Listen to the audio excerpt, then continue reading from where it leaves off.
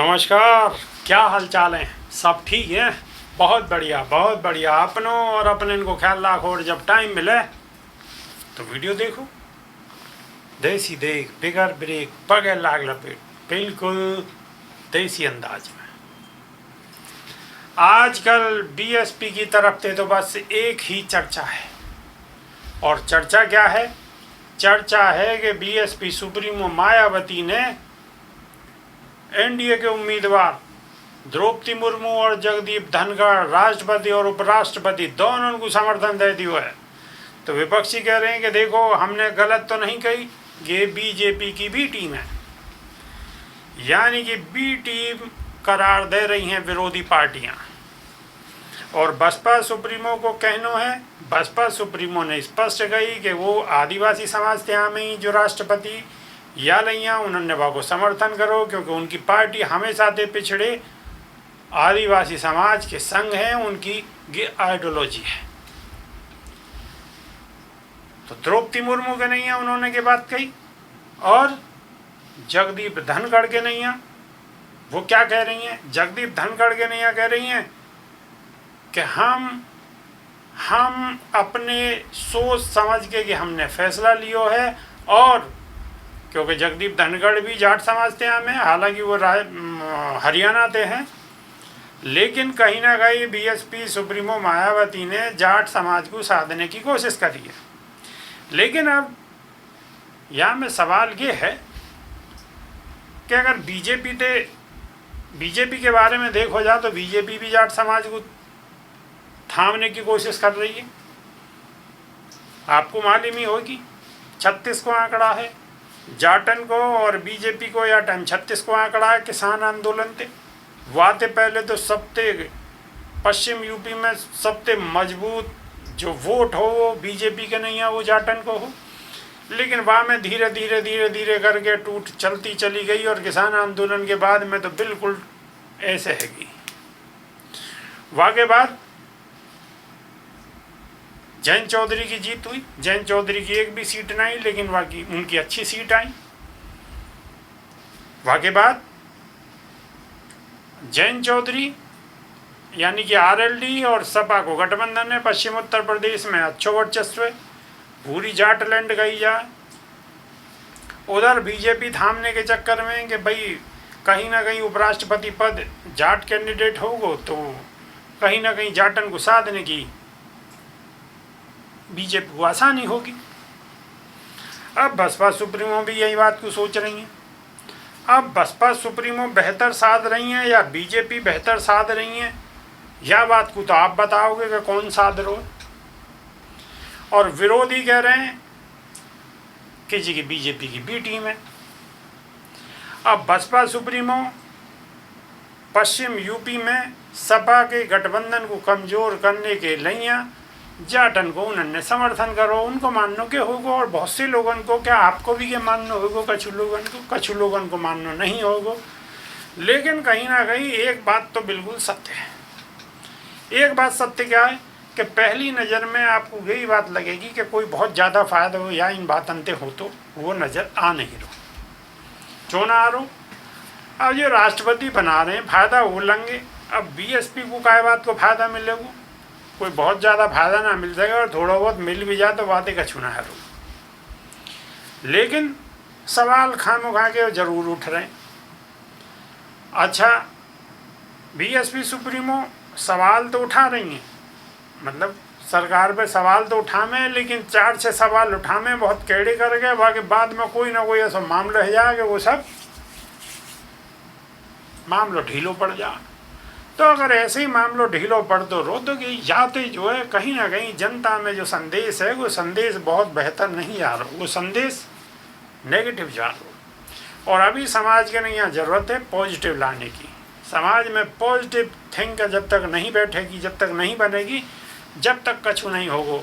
क्योंकि मनोबल टूटो हुआ है, और मनोबल टूटना भी स्वाभाविक है। आगे से लेके पीछे तक कोई है ही ना, कोई कहने वालों ना सुनने वालों, बस। तो ऐसे काम थोड़ी चलेगा। अपनी बात को मजबूती से रखो, अपनी बात पे मजबूत रहो, और आपके अंदर तो वो कुव्वत है, आपने करके दिखाया हुआ है। भाई आपने करके दिखाया। उत्तर प्रदेश जैसे बड़े राज्य की 4-4 बार मुख्यमंत्री बनना कोई मामूली बात नहीं है। एक महिला होने के बाद 4-4 बार उत्तर प्रदेश जैसे बड़े राज्य को मुख्यमंत्री बनना अपने आप में बहुत बड़ी बात है। तो आखिर वो छवि, आयरन लेडी की छवि वो आखिर कमजोर क्यों पड़ रही है? क्या बात है? कहीं ना कहीं ऐसे लगेगा कोई ना कोई वजह जरूर है। मालूम नहीं क्या वजह है, आपकी तो आप बताओगे क्या वजह है, आपकी समझ में क्या आ रही है क्या वजह है। और गठजोड़ जब तक नहीं होगो, गठबंधन और पार्टी अंते नहीं होगो, कुछ लोग अंते नहीं होगो, तो जब तक मजबूती कैसे आवेगी? और या बीजेपी के शासनकाल में जहाँ बीजेपी है जो बिल्कुल शाम दाम दंड भेद, यानी कि चारों विधान थे इलेक्शन लड़े और हर समय इलेक्शन के मोड में रहे। ये तो आज इलेक्शन है जाओ, कल लेते ही फिर इलेक्शन के मोड में रहे। मतलब इनके नहीं है, हर समय इलेक्शन है। अगर गांव की प्रधानी को भी इलेक्शन आवे तो वहाँ को भी तैयार है। बड़े बड़े मंत्री, गृह मंत्री हों चाहे प्रधानमंत्री हों, वहाँ में भी पहुँच सकें। यह बात को कहने को मेरा मकसद ये है कि इलेक्शन के प्रति इनको इतना समर्पण है क्योंकि हर समय इलेक्शन के लिए बिल्कुल तैयार है और हर तरह से तैयार हैं। पैसा टकाते भी तैयार हैं, पुलिस ईडी सीबीआई ते भी तैयार हैं, और जो भी कछु हो तो हो, सब चीज़ से तैयार हैं। तो ऐसे के सामने और बहुत ही हल्के थे तो मामला नहीं बनेगा, ये बात तो बिल्कुल पक्की है। इनके सामने अगर मजबूती से आप नहीं खड़ी होगी, अपनी बात को नहीं रखोगे, अपने समाज को नहीं समझोगे, तो बहुत ही मुश्किल है। अच्छा, और एक और बात, सब अपनों अलग अलग लड़ रही। अरे भाई अब दिक्कत है, सब परेशान है, सबकी चूड़ी टाइट है रही है, सब दुखी कर रखें, तो तन्ना कब एक आध पंचवर्षीय योजना को अपना मिली जुली जैसे सरकार बना ले, ऐसे मिली जुली बना लो भाई। पहले ना मिली जुली सरकार बना ले, तो भाई मिली जुली सी सरकार बना के मामले को कर लो। लेकिन सब सरकार बनाना चाहे और सबकी चूड़ी टाइट है रही है, कहीं ना कहीं तरीका दे बचो कोई ना, सबकी चूड़ी टाइट है। यहाँ से लेकर वहाँ तक कहीं चले जाओ देश में, सबकी चूड़ी टाइट है।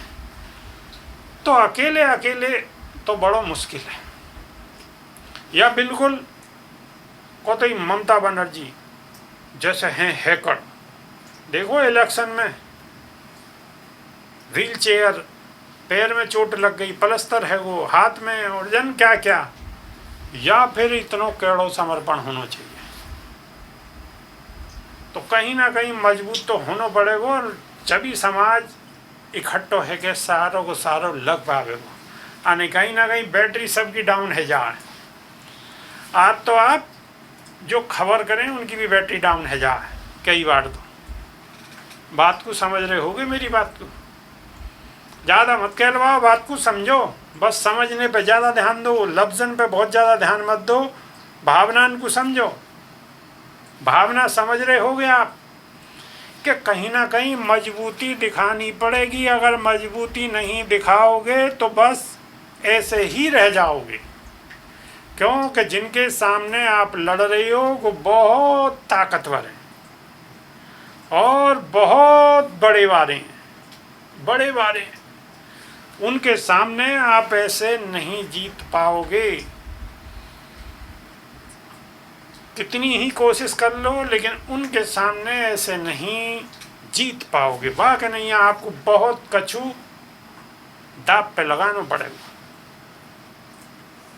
अब बात को आप समझ रहे होगे, क्योंकि माहौल बनाने में सदियां लग जाएं और माहौल बिगड़ने में एक क्षण में बिगड़ जाए। देखो वक्त की मार है, गांधी परिवार धरना दे रहे, ईडी ने इतनी चूड़ी टाइट कर रखी है, ईडी और सीबीआई ने, कि बस। और राहुल गांधी का देश में बहुत सारी ऐसी पार्टी हैं, बहुत से बड़े नेता हैं जिनकी चूड़ी टाइट है, बहुत से तो लपेटा में आ गए हैं और बहुत से इनको लपेटा दिखाया जा रहा है, और वह लपेटा को ही नतीजा है कि बहुत लोगों की जुबान सिली हुई है देश के अंदर। लेकिन बहरहाल उनकी बात ने उन पर छोड़ो, लेकिन अगर पार्टी को मजबूत करना है तो मजबूती के संग में आओ और अपनी बात को मजबूती के संग में रखो। फैसला सोच समझ के लिए होगा, लेकिन क्या ही फैसला अगर एकांत में ले लिए जाएं तो वो गलत भी साबित है जाएं। और ऐसी स्थिति में कि जब 3 महीना 13 में और बिन बजा में डेरा में, तो वह स्थिति में तो मजबूती के संग सही फैसला ऐसा लेना चाहिए कि जाते एक आवाज़ जो जाए वो बिल्कुल सीधी आवाज़ जाए और बिल्कुल सबकी समझ में आवे कि हाँ फैसला क्या है। अब मेरी बात को आप समझ गए होंगे, हालांकि मैंने थोड़ी बात घुमा फिरा के कही है, ज़्यादा मैं खुल के कह ना सकूं, लेकिन मैंने पूरी कोशिश करी है कि मैं ज़्यादा से ज़्यादा कहने की कोशिश करूं। लेकिन आप ज़्यादा से ज़्यादा समझ गए होंगे। लेकिन आपको क्या काम है, आपको काम ये है कि जो कछु होगा वो देखो जागो, लेकिन कोशिश करते रहो। क्योंकि अगर कोशिश करते रहोगे तो बड़े बूढ़े इनकी एक कहावत है, कहावत भी बताए दे रहा हूँ, लेकिन ये कहावत भी वैसे कायदे में बतानी ना चाहिए, लेकिन फिर भी बताए दे रहा हूँ। अब जुबान पे आ रही है तो बता दूँ कि अगर मन ते अगर कोई आदमी रोवे तो जो फूटी आँख है वहाँ में ते भी आंसू निकल जावे। या बात को मतलब कोई दिव्यांग के नहीं है सवाल उठाना बिल्कुल नहीं है, कि एक कहावत है। मतलब कहने को कि अगर आपकी शिद्दत है और आप मन से अगर कोई काम कर रहे हो तो कुदरत भी आपको संग देगी। बात को मेरी को आप समझ गए होंगे। वीडियो अगर अच्छी लग रही है तो ठोको, मैंने तो सच्ची बात करी है, और आपको अच्छी लगी है या ना लगी है या मैं कछु ना कर सकूँ।